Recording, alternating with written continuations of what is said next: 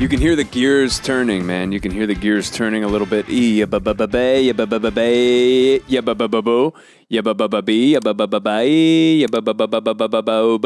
go. You can hear the gears turning in your brain, in your soul. SUPcast number 100. Yes, I've done 100 episodes of this stupid podcast. And this is the thing. People, when you describe the things you do as stupid, in the scheme of things, everything's fucking stupid. It's futile. Is it futile or futile? What's the pronunciation of that word? I don't know. I'm not a smart dude. But yeah, the idea was I'm going to sit in my van and I'm going to talk about my life and interview people. It was Harry Bob's idea. Harry Bob's like, you know a lot of people. You know a lot of influential people. I bet you can get them on a podcast and you could grow your personal brand through said podcast. What is on my face? What is this? That's like chocolate. I was eating chocolate-covered almonds. Yeah, and so I started the podcast. I actually had some good guests, too. So what we're going to do today is I wanted like a big guest or something for the 100th episode. And I just want to get back into doing this regularly, and I want to get back into regurgitating my feelings into a microphone and just talking about stuff. And I want there to be some sort of a rhythm to it. I want to have passion for it again. And I don't know where I'm at these days, but if my therapist died, so this is going to help me. This is going to help me. We're just going to go through these 100 episodes. And, I'm going to maybe fucking file through the shit and be like, hey, this is where I was during this episode. And this is who I was talking to during this episode and whatnot. But I will say, let's go to the first episode of this podcast. Called SUPcast, because I used to say sup a lot of times, and now SUMPP is a thing. SUMPP was, we used to say sup, and then fucking Bobbins came up with SUMPP. SUMP. It was also a JP thing, so it's like a JP Bobbins hybrid, the whole SUMPP thing. And naming my new musical project SUMPP, I don't even know why I did it. There's no rhyme or reason. I just was like, SUMPP. That's what I'm going to call it. It took like 0 seconds of thought. And now here we are, episode 100 of my podcast, SUPcast with Neil P. And yeah, I was going to get a guest. I was going to do some big grand thing, but no, I'm just going to sit here and talk a little bit. I think I need to talk. I think I need to talk to myself. I need to talk to someone, and I need to get to some sort of a conclusion. I do have like a weird piece of chocolate on my face. But, okay, let's go to episode 1. He was taking like wrong turns down one. Here's episode 1. I got to turn it down a little bit. It's kind of loud. Okay, here's episode 1. Ways, and we were like screaming, and there's cars. Here's episode 1.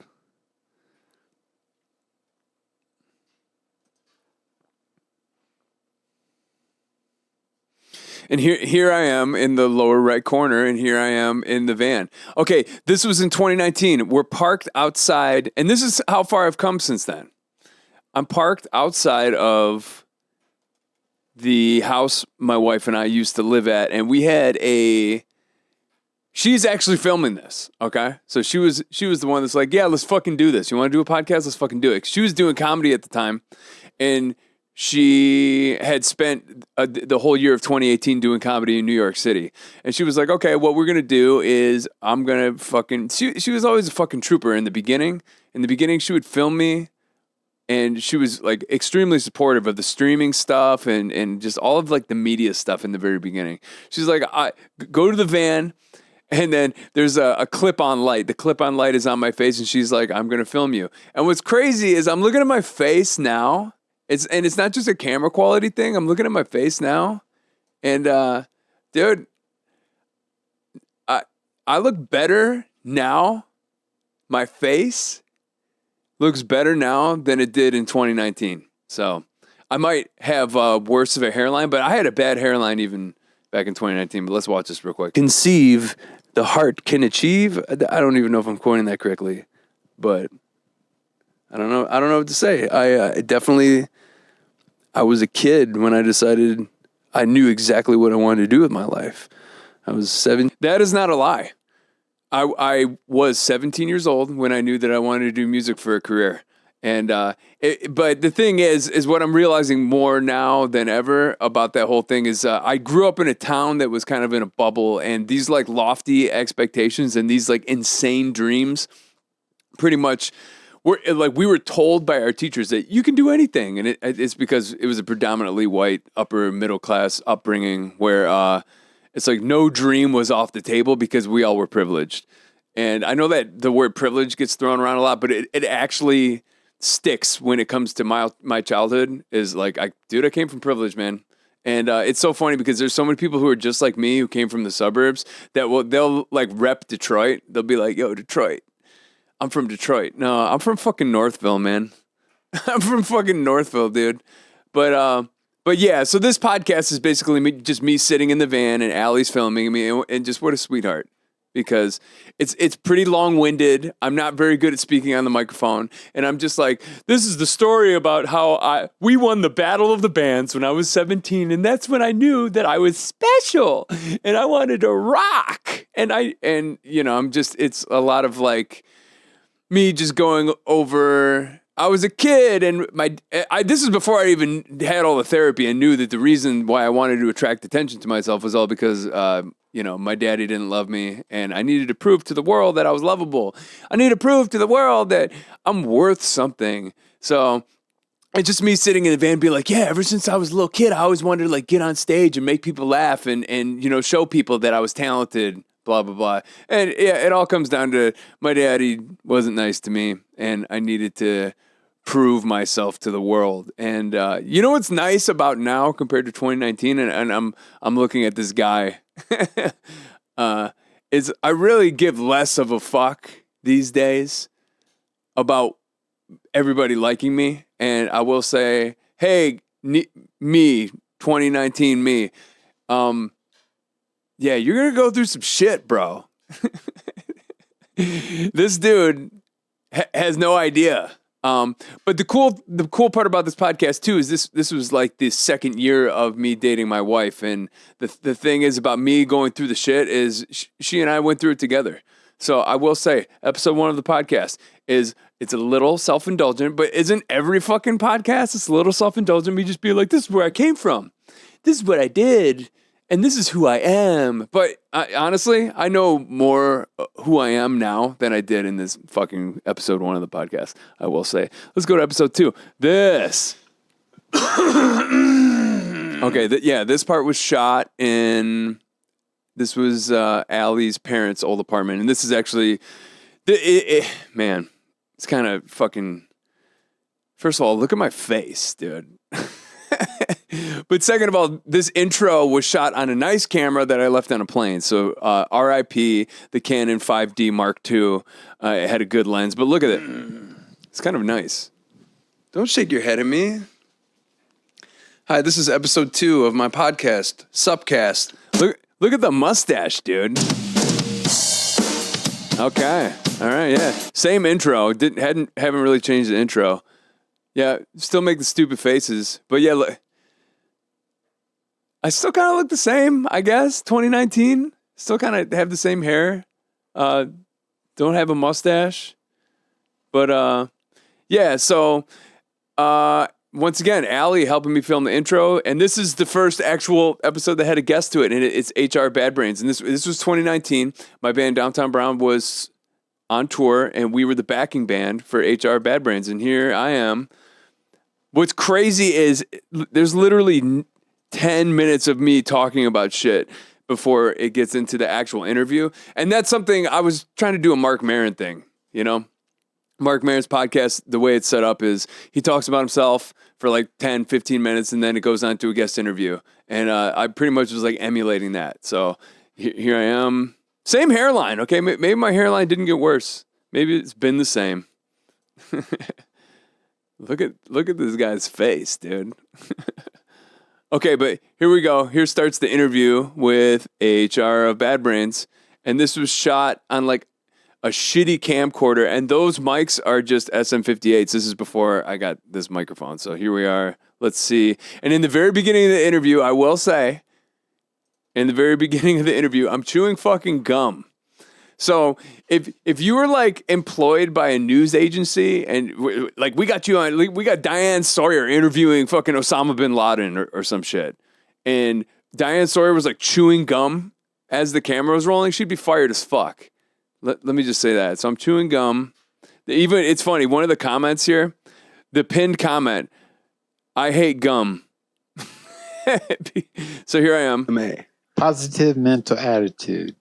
And how did you come to grasp onto that? Well, okay, so I'm chewing gum and I'm interviewing HR Bad Brains.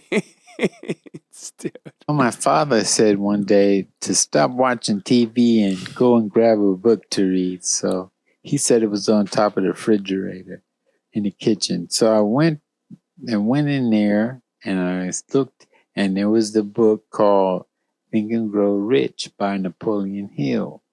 And in it, it had philosophy on different people and to be determined and to keep a positive mental attitude.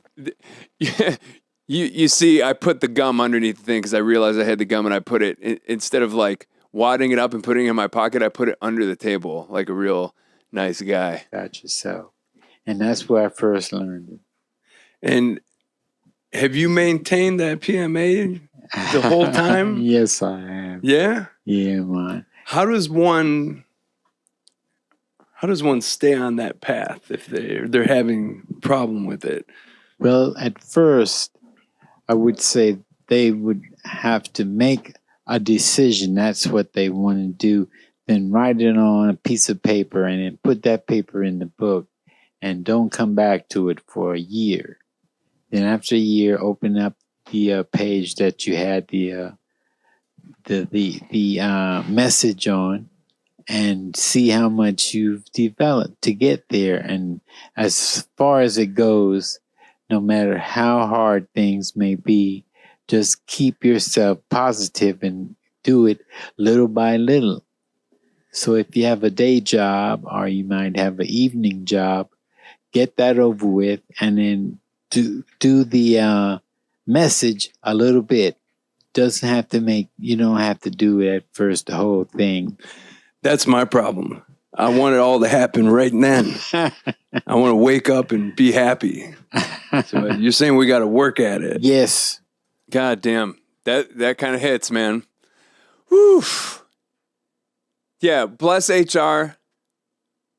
And this is crazy because this is my first fucking interview is with like you would consider this a fucking A-list punk rock celebrity, and I just happened to be in the right place at the right time. I had a booking agent that was like, "Hey, can you play reggae?" And I was like, "Yeah."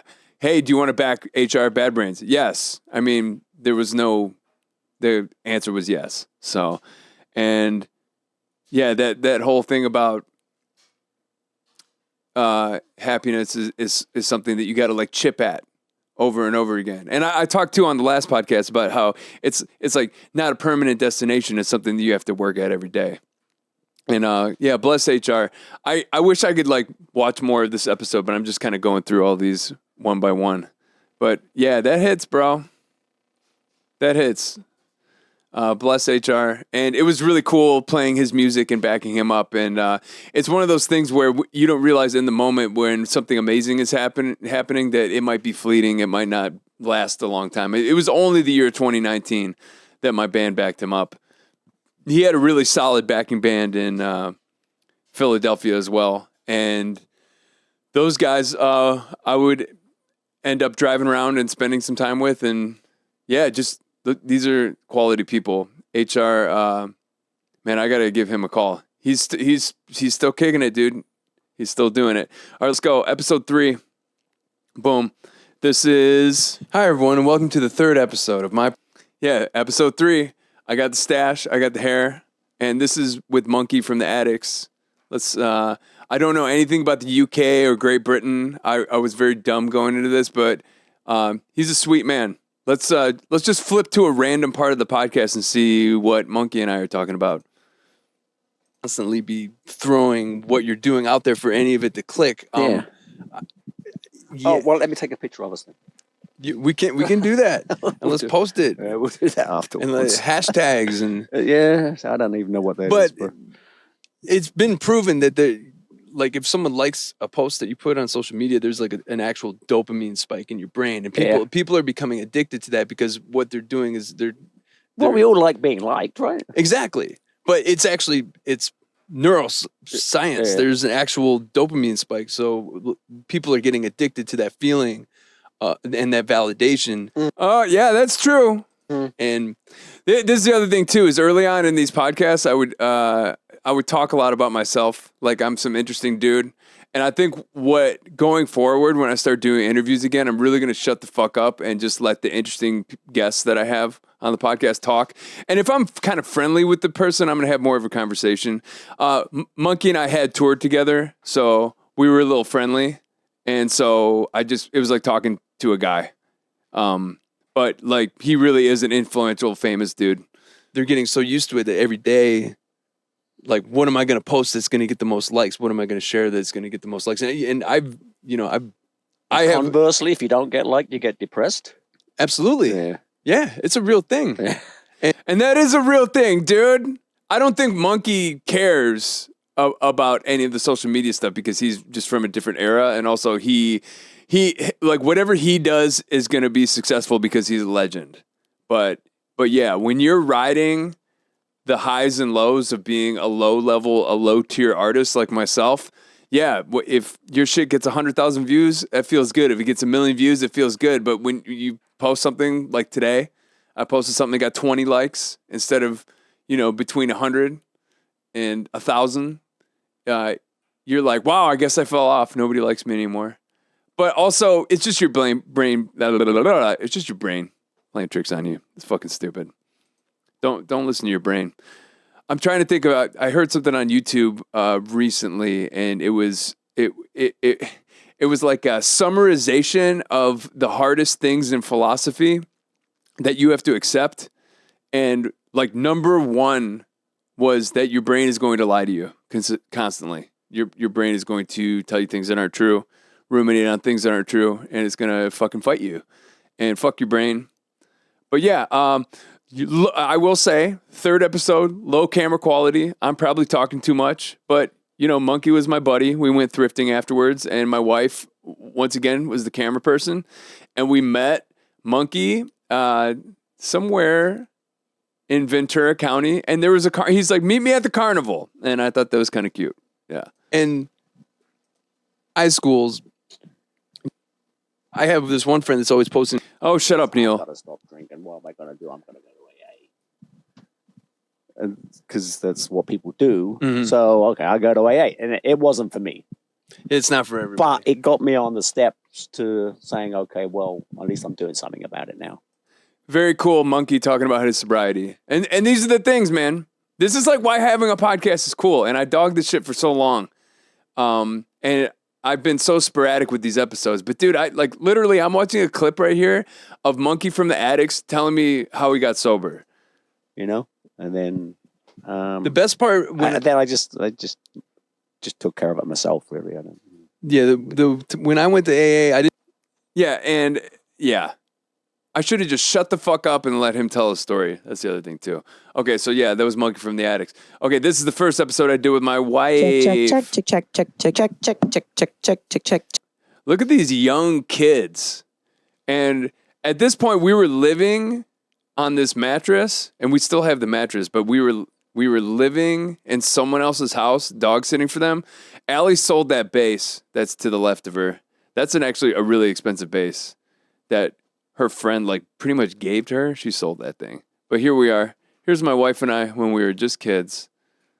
Like a bounce, but which is weird because we wouldn't think does a cinder block bounce? If it's moving fast enough, things can have strange trajectories. Yeah, But, it seemed like it bounced and then it did that. and you couldn't tell what it was. It just looked like a white mass. It just looked like a gray mass. A gray mass. Because it was nighttime. It was like and 10 so o'clock. you just This is my wife talking about driving on the highway, and a cinder block hit her windshield while she was on the highway in California. close your eyes and That's it hurt. it. Smash. Yeah. And it did freak me out that night. I feel like, I haven't really been triggered in a long time. I've actually even never had to use the word I feel triggered, but from that car accident I got in high school, that was really intense.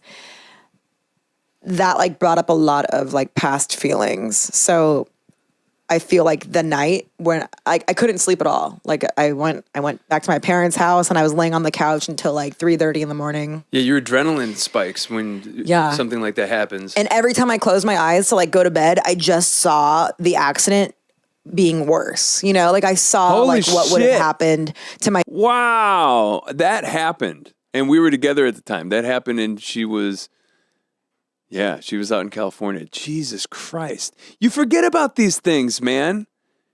You forget about the close calls you have. You get so involved with your day-to-day and feeling depressed. Like, I forgot the fucking cookies, dude. I was at work the other day, and it's the catering job I've been doing for fucking years, and I forgot the cookies. And it's one of those things where I forgot the fucking cookies, and the people I work with had to get other cookies. And I beat myself up about that. I just got back from tour. My body hurts. I'm back at the fucking catering company.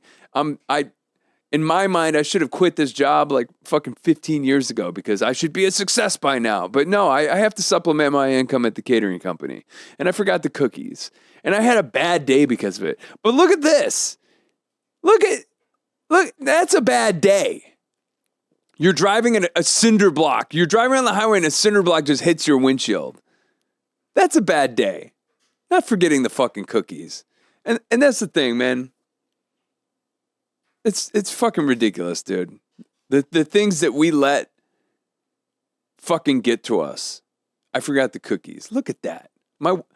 We should be so lucky that we're even here. My wife fucking survived a cinder block attack on the highway back in 2019. And I played 20 shows. I drove all the way across the country. I drove all the way to fucking the ocean and up the coast and back. And no cinder block fucking hit me. You know, I should wake up every day where I'm sitting in this house and just be fucking grateful.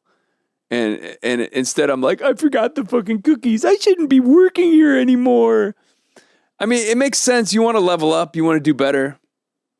You know, I want to have a better job and make better money and be more secure. But it's like, look at this, dude. I survived the tour. My wife survived the cinder block back in 2019. Man, I need to fucking get a grip, dude. Yeah. Okay. Episode 5. Are we rolling? My homie Wax. All right. I'm sweating. My Grizzly season CD. I'm voting for you for the vibe verses. And then, I mean, okay, this is back when I put some editing into here. So, long story short, this is Wax. He's got a gold record in Germany. I worked for him earlier this year. I just talked to him on the phone the other day. This is a good guy. This is a talented fucking dude. What he can do with his raps and his words is like a really intelligent fucking guy. And he is a hardworking dude. And he's sober too. Cheers to this dude. I don't know if he was sober at the time, but let's just skip to this part and hear if I'm talking too much. Was something I became addicted to at a very early age because I'm talking too much. Let the guy talk. Let's see if Wax is talking. Yeah, you're definitely kind-hearted, compassionate, warm, friendly, nice. You know. Oh, he's saying nice things to me. That's nice. Shouts out to Wax. We got a track coming out pretty soon. Okay, episode 6. I gotta go through these quicker. This is me talking about how I haven't drank in X amount of years, but I'm not sober because every once in a while I'll take DMT. And this is I tell a story about how I took acid at a festival and I met Randy and Leahy from Trailer Park Boys. This was actually a good episode. I felt like I was kind of on. Flash forward to Father's Day that same year, I believe it was. I was in Dearborn, Michigan. And it was Father's Day. And I just got done with my workout. I'm sitting in the sauna. And there's a big buff dude sitting there. And we're all pretty much, this is the all-male sauna. This isn't the co-ed one like the one in Long Beach. And this big buff dude, and we're all naked, and we're just sitting here. And he just starts crying. He just starts crying his ass off. And he said, I miss my dad. And he said he died last year. And he said, that was my dog. And I'm sitting there because my dad had died recently. My dad died in 2016. So this was like maybe a year and a half after that. And he started crying and I started crying. But I didn't say anything. But I sat there and cried with him. And they tell you a lot of shit about toxic masculinity and how it exists and it's rampant. And about how you can't cry if you're a dude. And like, it is, because I played sports and whatnot, it is. That whole like, oh, you're crying, you wuss. But you know what was cool about this dude crying in front of strangers is these big buff motherfuckers, they like touched this sweaty man and they said, it's all good, dog. Like, they consoled him. He was consoled by strangers. And I just thought that was a really beautiful moment. This is the type of shit that happens in saunas, guys. You go into a sauna, you might have some weirdo pray to you, or you might have you might share a cry with the naked dude about dads. I mean, it's true. You know what they say? It's funny. They say at dinner, you don't talk about politics, you don't talk about religion, but in a sauna with like mostly naked dudes, these guys talk about crazy shit all the time. It's insane. And so, that story was pretty much about, it was Father's Day and this guy starts crying in the middle of the sauna and all these dudes, instead of telling him he was a pussy, they like consoled him. It was one of the best examples of humanity I've ever witnessed in my entire life. Is I was in a sauna with a bunch of dudes on Father's Day and I was feeling some feelings too, man. It had been like 3 years since my father died and this dude's crying his eyes out. And these guys, they were nice to him. And I witnessed it. And I thought it was really cool because, gym culture, a lot of it's like fucking, you fucking pussy this, like hose this. It's it's kind of a toxic place, especially growing up in the 90s playing sports. But what I witnessed that day in the sauna, man, that was, it like reinstilled hope for humanity into me. And that's a good little anecdote. See, this is why I need to do the podcast more. I have good anecdotes, dude. I've witnessed shit, man. I've been there. I've been places. Episode 8. Let's check this one out. This is Jimmy. No, this is episode 7, Glow Stick Willie. I'm playing with these guys. Is it rolling? Are you rolling? All right, cool. Hey. A stretcher and drank beer, and it was just like being an episode. This is when Downtown Brown did Downtown Willie, which was we combined bands, Glow Stick Willie and Downtown Brown, and the podcast was us in a trailer talking to Glow Stick Willie. The band Glow Stick Willie is now just Glow Stick.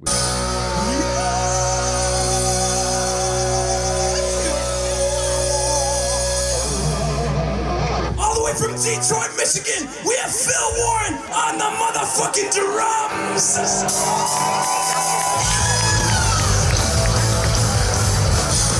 Dude, just watching this footage, I will say, my old band was slept on, bro. I know I talk all this shit about how I don't need a band. I'm pretty much, I'm doing the solo thing by necessity. If I had the money, I would still have a band. If I didn't have a fucking mortgage and I still was like homeless and wasn't married, I would still be doing the band because being in a band, I love that shit, dude. This right here, this was fucking hype, dude. Look at the people rocking out.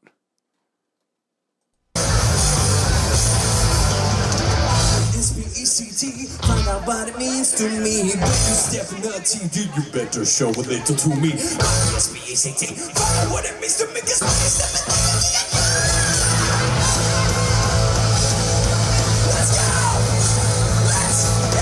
go! Look at the hippies trying to mosh.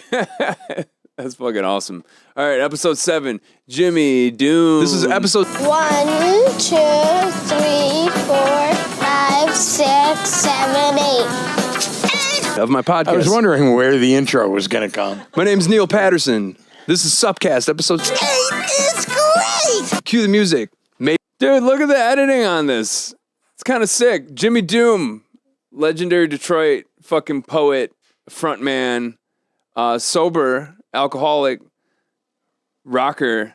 Tabs on it. It's like a Zen thing, like unwrapping them and piling up the wrappers. And keep the sugar in you and keep drinking the water and shake and puke and whatever else. I'm not recommending it, but that's what I did. And then 4 days later, I had to be in my bartending shift at Corktown Tavern. And I had no choice. I was not going to lose that job, which I very well could have just from being a drunk. But so I said, well, you got to do it. And I went to work. And I stood behind that bar, and when my friends walked through the door, I said, I am not drinking shots. Do not buy me fucking shots. And they kind of all laughed and started betting. How many days before Jimmy starts drinking again? 3, 4, 2 weeks, whatever. And I beat them all, man. 3 years in 10 months. Congrats, dude. Yeah, so. Wow. See, I got to start doing this podcast again. That shit's fucking great. He's talking about how he fucking kicked booze and went to a bartending job and just out of pure will. Man, what? I got to start doing this shit again. All right, episode 9. What's today's number? 9! I actually put effort into the pre-roll, and I used to edit this shit. This is in my mom's basement with Ron. A big dick. Anyway, it's 100 proof whiskey. It's 100 proof bourbon. And I forget what the fuck is wild turkey. It's not a rooster. It's a fucking turkey. Wild turkey. 100 proof wild turkey. So there I am. And I just remember I cornered Norwood because I was afraid to talk to him when I was sober. In 2010, I met him and I saw him through his sunglasses and he looked really cool. But I'm like, okay, that was a little bit after I got sober. He's very intimidating. I was afraid to talk to him. Me too. But when I was... This is telling the story about how I was all drunk and I fucking punished Norwood for an entire night when I was blacked out. This is cute. I love Ron. Ron's my guy. I need to get another camera angle if I'm gonna start doing this shit again. He was so very sensitive to he the was world. really insecure about the way he looked and the way world is people scary. perceived him, and the guy's just really sure of himself these days. Oh man, it's that confidence, baby. I said, Bob, as soon as you got that confidence in yourself, everything will happen, and it did. Because he used to be like, man, I don't think I could fucking do this shit. I said, what are you talking about? You know how to do what you're doing.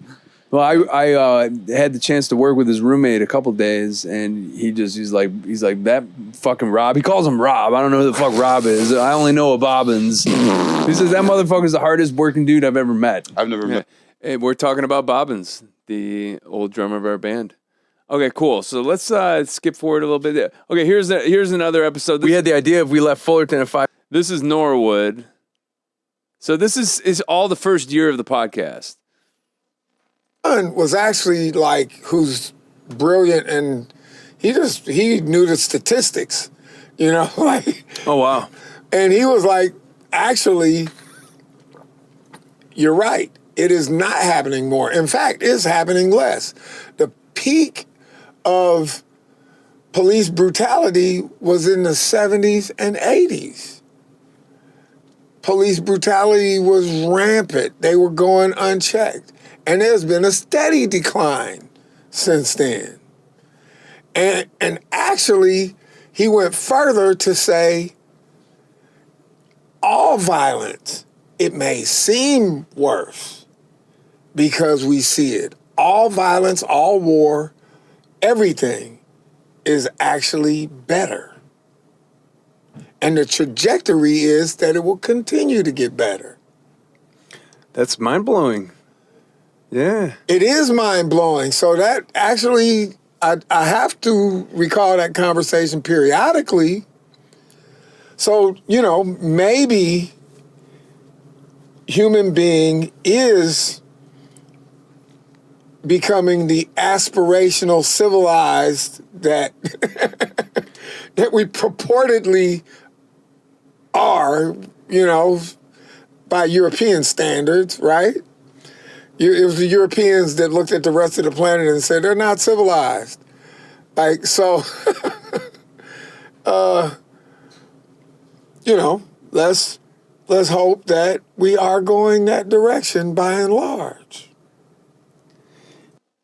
Damn. Hey, that was a cool clip to land on. Norwood explaining that even though everyone's got a camera and everything is sensationalized by social media and the media, that maybe by and large we're on a better trajectory and we're going towards less violence. It's hard to say stuff like that in the face of what's actually going on right now because it seems, I don't know, but it's interesting to think about statistically, like how bad did it used to be? How bad were the Dark Ages? How bad was colonialism? And how much more civilized are we now? It's a good question. It's a good question, Norwood. Okay, so here's the podcast with Psycho Stick. And this is me. This is us in their practice space. Yeah, this is back in 2019. And I was wearing the same wife beater for the entire original beard law. If I got a big fucking piece of cheese just sitting right. So, SUPcast. Funny part about this episode is I think I had COVID-19 during this episode. I think I actually, I was so sick. I was coughing so hard. Look at me, dude. I was not well. But this was right before the pandemic. This was 2019, right before the pandemic hit. And I think I had COVID before we even knew what it was. Yeah. So, okay. And then this episode happened. Hey, I'm at work and, yeah, I'm doing the thing again. I'm doing the intro thing again, the intro to the podcast on my phone because I'm a professional. I'm a professional podcast guy. This got 3.7 thousand views. This is the interview with Wacko that we did in the back of the van, which is crazy because this is almost an hour long, which means I had these 6 people in the back of my van for that fucking long. Check it out. This actually, they were going viral at the time, so this episode got a lot of views. Rolling on the ground. It's so cool. It's so antithetical to what is being promoted as music performance. You know, Taylor, we all should be Swifties, and it's and it's like you sing, and it's like, you go have your, ice cream, soda or something like that, and there's Landon, ripping his clothes off, rolling, not just on the, like and on high as fuck on acid, too. It was in a backyard, and it was complete dirt. And there wasn't even any grass, and he's rolling around in it, singing, yelling. So cool. Authentic. That's what, and it comes across. That's what these guys are, which is totally authentic. There's nothing about them that's posing. There's nothing about them that's made up. There's nothing about them that's calculated. And that's the way it should be. Exactly. Yeah. Exactly. That's power. And so it's super cool. And all the people here are like that too. If they're coming out and they're participating, they're the same. There's no difference. That's lovely. It's a lovely sentiment. And that is the father of the young man from Wacko, who is no longer a band anymore, I don't think. But they played at Denny's and they went viral. And I interviewed them in the van. So that was pretty fucking cool. Just thinking about this podcast and the idea of it. And I don't know if I can go through all these fucking episodes because I don't want this to be fucking 3 hours long. I'm just going to cherry pick some of these that are fucking good. But the fact of the matter is right around this time, right after this time, as COVID hit and every podcast became this fucking Zoom call hell. And looking at these makes me want to get back into actual in-person interviews because I don't know. It's tough to do because I'm all the way in Michigan and who actually is coming through Michigan, But even just clicking on random parts of these interviews with these different bands and these different figures, there's just a wealth of cool shit that lives within these little snippets of time that we're recording. And I think there's value in that. And just because every fucking idiot comedian and every fuckhead has a podcast, it doesn't mean mine has to be the same. It doesn't mean it has to be about nothing. And maybe if it is about nothing at times, that's fine too. But a lot of this, I'm just clicking on this shit. This isn't about nothing. This is fucking substantive in my mind. These are people from different subcultures and different cultures, and they're talking about their experiences, and they're talking about the knowledge that they've gained through their journey. And I think it's substantive, and no one else has to think it's substantive but me, because it's my podcast. And if people enjoy it, that's cool. But this is inspiring. I'm inspired right now to continue. Here, dude, this was one of the best ones. Green Jello, Bill's got the stories, man.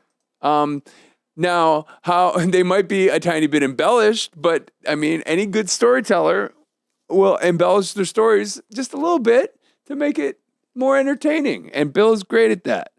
So here we go. My adopted father. Let's land. Let's see what he has to say right here. He's in the middle of a story. What's he talking about? Sunset. Where did you pull in from? I drove all the way from Buffalo, New York. Okay, so Buffalo, New York, yeah. The very snowy town of Buffalo. Yep, I got off at the Sunset exit and looped around and pulled into the gas station, called up my friends, said, "Where are you, dudes?" They're like, "We're down at Tower Records, man, come down." What did you have with you? Just a car? Just a car and a girl and some underwear. So no instruments, no nothing. I drove 3,000 miles across the United States to be on a TV show called The Gong Show.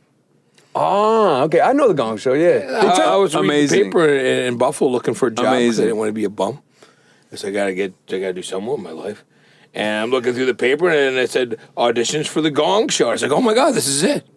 So I called them up and I said, I have this crappy band, Green Jello. People throw food at me.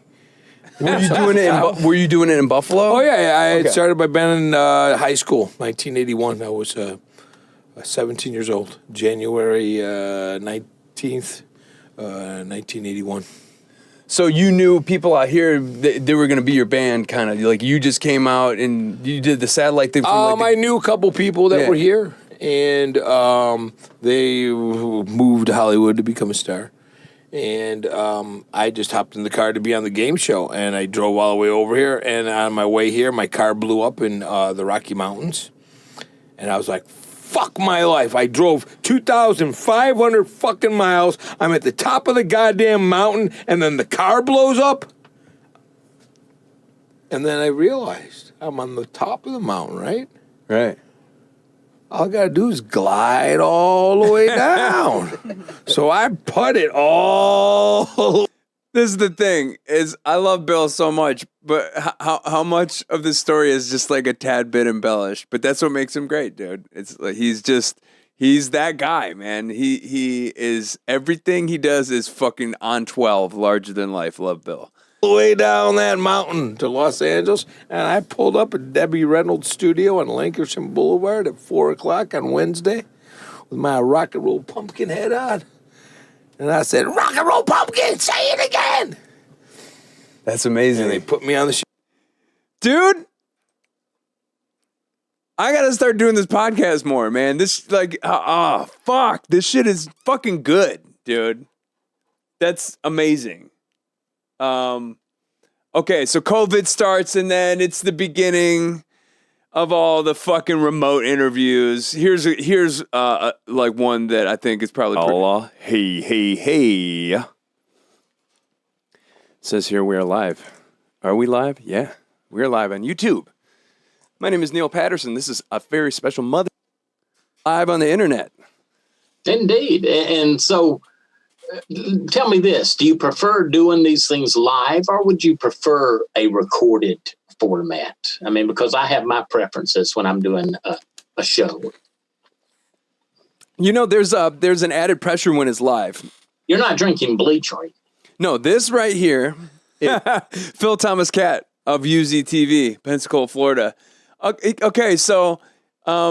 and it's funny, too, that we landed on that question. It's like, do you prefer doing this live or do you prefer pre-recorded? And at this point, I was live streaming. So for a while there, I was live streaming the podcast, which is just like all the pauses. There's no editing. It's just all live, you know? And some of them were fucking 3 hours long. I had my brother on for 3 hours and 17 minutes. Let's see. And I remember this as plain as fucking day. I don't remember what year it was, but I'm pretty sure you were on your second deployment. And you said to me, Neil, I don't know if we're the fucking good guys. You said that to me. And I was like, it like kind of broke my heart, you know? Like, and I can't even imagine, like, as deep as you were into it, how that must have felt. Like, do you remember? I remember my first tour. A large majority of my missions were guarding oil pumping stations, oil processing stations. Maybe it was your first tour that you said that. It was my first tour that I realized, like, there's more emphasis here on other things than what's really being purported. And Yikes, dude. That's my brother talking about his first deployment to Iraq in the early 2000s. And when, the bubble burst for him and he realized that we weren't the good guys. Dude, it's so crazy just going through this shit and just clicking on, like, I just randomly clicked on that moment. That was like a substantive moment of that conversation with my brother. That was a big turning point for me when he and I had that conversation about, he was like risking his life for some fucking rich people's ploy to control natural resources. Yay. So yeah, this podcast, I'm a fucking dumb guy, right? And I'm a silly fuck. And I write songs like Meaty Lance. And I write songs like Werewolf. But dude, this is proof right here. Proof is in the pudding. There's substance here. Okay, here's the Mikey Clark interview. And this is the guy that produced all the Insane Clown Posse records. Let's just land on a spot right here. This is an hour and 50-minute long podcast. Let's land on a spot right here and see what Mikey Clark has to say. And I'm just kind of coming out of my morning coma while I'm driving. I'm driving to Kid Rock's house. I get to exit 91 where his shit's at. I'm going to work. And I had the fucking CD in my pocket. I put Werewolf Bite on it because I bit Werewolves in London. you bit it. If you sample someone's shit, it's called You Bit It. Yeah, I know, yeah. So I go, let me hear this because I kind of forgot, like, what, I did it like an hour ago. What did I do? I put it in there and it starts in my car. It's like, and I'm like, holy shit, this is fucking dope. So this is Mikey Clark telling the story about how Kid Rock essentially stole the idea of the Werewolves in London / Sweet Home Alabama all summer long. It was Mikey Clark's idea. Mikey Clark didn't get a producer credit. So yeah, like even the lid on fucking rock and roll drama is being blown open on my podcast, even though, this got 6.6 thousand views. So it's not that much, but these are, dude, this is a remote podcast. It looks good. This was like coming out of COVID. It looks good. It sounds good. And I need to start doing this shit more. I could be doing this every week. What's my fucking problem? And I was kind of planning to do that track for a gathering because the gathering was coming up. I go, well, this be a great summer fun gathering song because they would give a song away for free at the gathering. Yeah. Kids would come and they give them a free CD. So I go, this could be the free CD. Maybe. I had it in my pocket. So I'm in the studio with Kid Rock. We're working on a track that I did, this piano track that I did. And I forget who the producer is. He did Green Day and shit. He was there. And we're working on the track that I did, this piano song. He leaves the room to go make a sandwich. I'm getting bored. Bob's on his laptop. And I go, Bob, you want to check this out? And I never play anything for Bob because he never will give you your props. Like I could play him the fucking Stairway to Heaven and he'd be like, oh, it's really long. Like, he's just the guy. He's that guy. He's just not going to give you your props. So right. I never play. Bob is Kid Rock, by the way. Play him any of my tracks. I don't want to bore him. whatever. I don't even want to get dissed. Like, if I like my shit, I know I like it. So I'm like, I shouldn't play this for him, but because he's going to diss it. But fuck him. I put the fucking CD in. It plays, right? You know, and it does the chorus, verse, because the verse I broke it down, which is obvious the 16-bar verse part.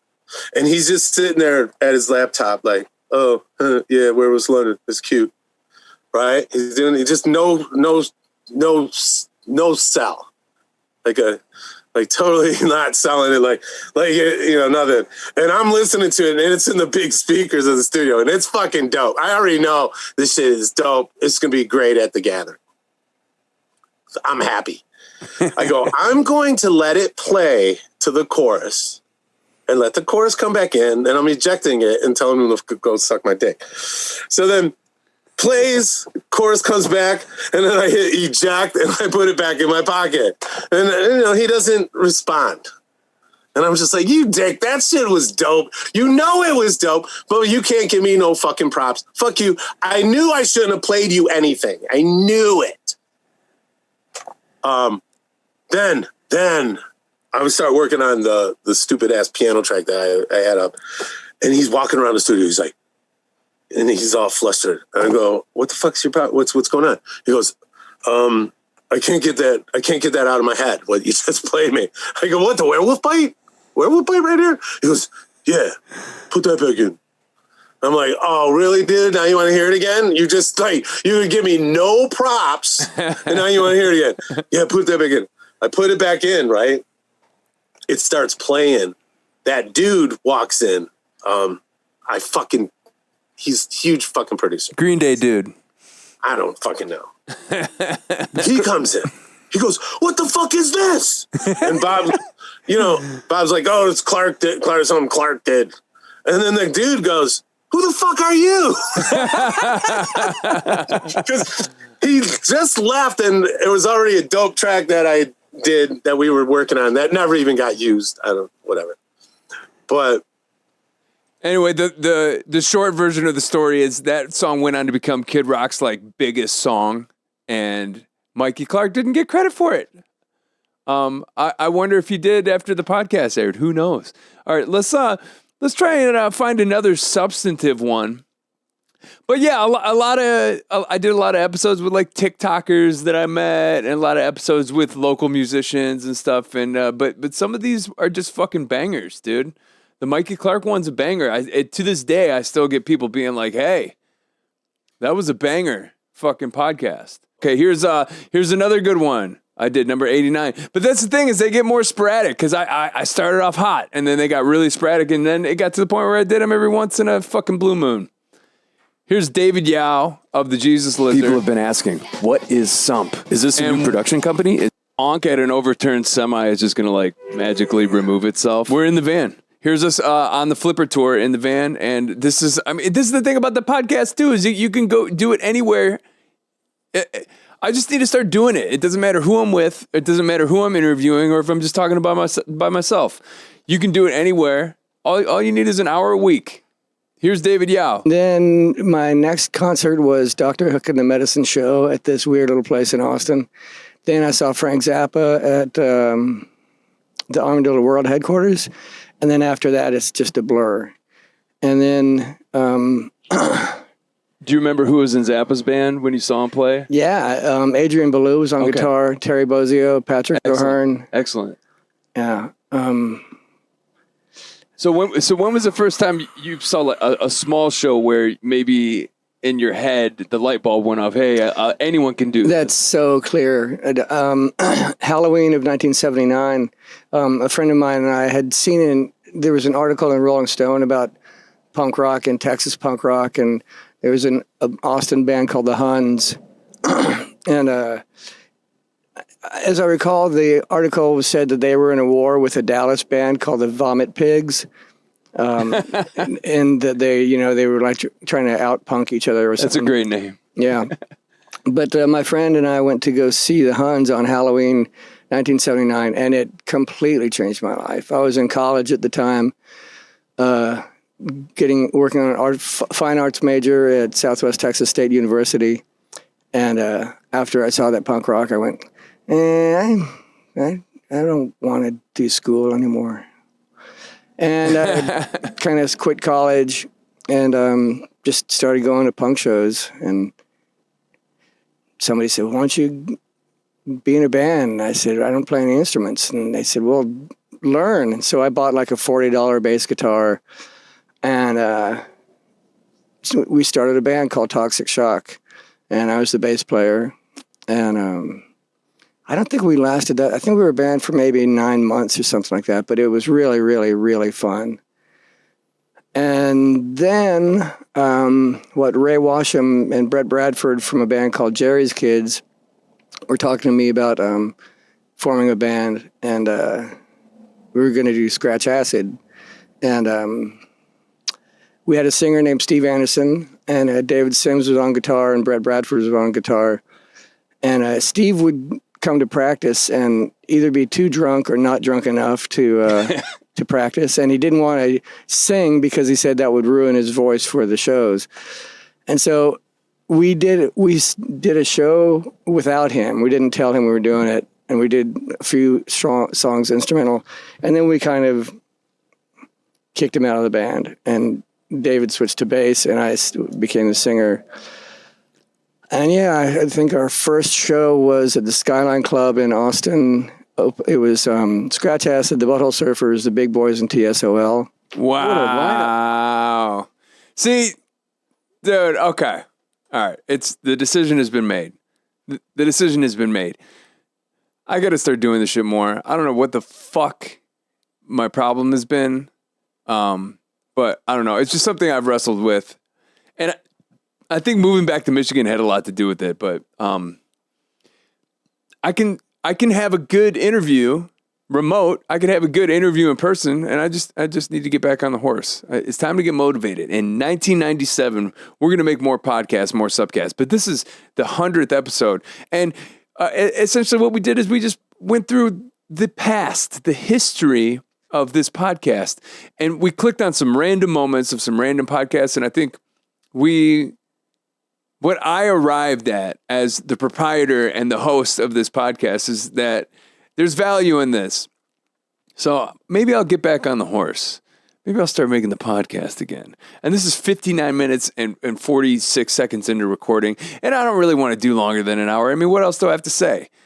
I wanted a big fucking celebratory interview for episode 100, but the fact of the matter is I should have been on episode 100 in the first year of the... No. How many... Okay, there's 52 weeks in a year, so episode 100 should have happened after year 2. So it should have been in 2020. In 2020, think about how long ago that was. That should have been episode 100 if I was doing it once a week and I was consistent with it. But life gets in the way. But... who's saying I can't pick this shit up again? Who's saying I can't do substantive conversations with people once again? You know? And just because everyone has a fucking podcast, it's not my podcast. You know, I could play guitar. I could play music. I could live react to things on the internet. You know? So this is my podcast. And even if there's no inherent value in it, universally speaking, even if everything is pointless. I don't know. This is kind of cool. Just the fact that I could go through this shit and it's archived and I have all of these conversations with people and they're long. That's fucking dope.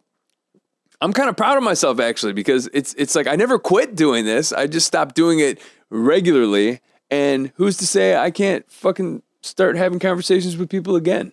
And even just having a conversation with myself, it helped. Like these last 3 episodes that I did. This episode 99 tour recap, that helped put things into perspective for me. Episode 98, What Now? That was pretty much about my therapist died. Yeah, it's been rough, dude. Because episode 97, soft relaunch, I was like, I'm going to get back into the podcast. And then, my therapist died. But I think I'm coming out of it. I think I'm coming out of. I think at this point I've just gotten used to big life moments happening and understanding that there's going to be really bad and really good, and it's happening all at once. So I might as well just, I don't know, if I'm feeling it, do the podcast. Maybe get some interviews together. But this is episode 100. I am proud of myself. I did something and I stuck with it. And who can say they started a podcast and did 100 episodes? I did. I mean, do I get an award? Do I get a medal? No, but my YouTube channel is monetized and it's getting more views now than it has ever gotten, period. Back when I was like really grinding with this shit, I'm getting more views now.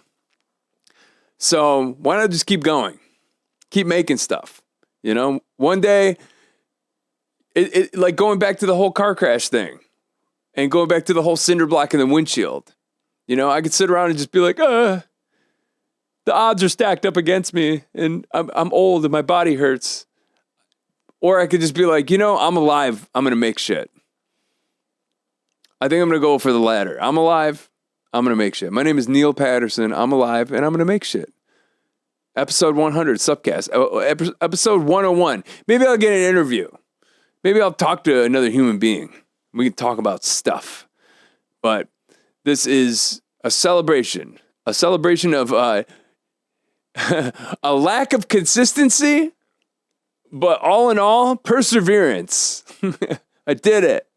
I did 100 episodes, Dad. I wonder if, yeah. My dad never really gave me props, just like Kid Rock never gives Mikey Clark props. My dad never gave me props about anything I did. I wonder if he would, I wonder if he'd be like, hey, that's pretty cool. You did 100 episodes of your own podcast, self-produced. There's no way to know. He hasn't been around. He died before my first episode in 2019. So, but I will say, I don't need my father to be proud of me. In fact, it's impossible for him to be proud of me because he's not around. But I'm proud of me. And you know what? My wife is proud of me. And my mom is proud of me. But that's a whole nother story altogether. She is having trouble remembering stuff, which is, we'll talk about that in the next podcast. But anyway, cheers to you. Cheers to SUPcast. Cheers to Neil P. Cheers to all the people that were on the program. And cheers to the future. You know, as long as the cinder block doesn't go through the windshield and kill us, let's try and make the best of it. Let's try and make the best of this life thing. All right. And that went kind of quickly. Very interesting. I'll talk to you soon. Okay. Good. Bye. Hey, thanks for watching the video. Comment below. It helps the algorithm. And then there's a Patreon link right here if you want to support the channel. You could also subscribe. And there's another video around here that you can watch if you want to watch more stuff. Your time is greatly appreciated. Hope you have a fantastic day.